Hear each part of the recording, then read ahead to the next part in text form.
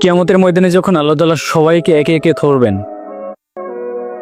যখন বিলালকে জিজ্ঞেস করবেন যে বিলাল বলো তো ইমানের মানে কি, তখন বিলাল বলবে যে উত্তপ্ত মরুভূমিতে বুকের উপরে পাথর চাপা দিয়ে আমাকে বলা হয়েছিল আল্লাহকে ভুলে যেতে। আমি সেই তৃষ্ণার্ত মুখে বলেছিলাম আল্লাহ এক, আল্লাহ অদ্বিতীয়।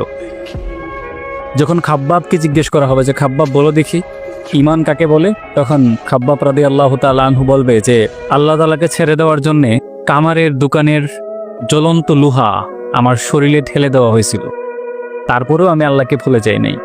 আমার কাছে মনে হয় ঈমান মানে এইটাই।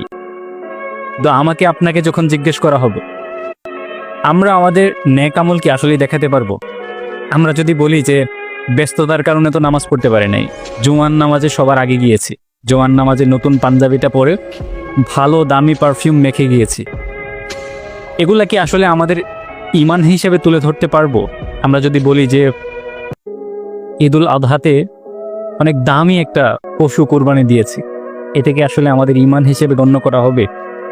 যদি বলে যে আমার অনেক সম্পদ ছিল, আমি হজ করেছি, এগুলা কি আসলে আমাদের ঈমান হিসেবে বিবেচ্য বিষয় হবে কিনা?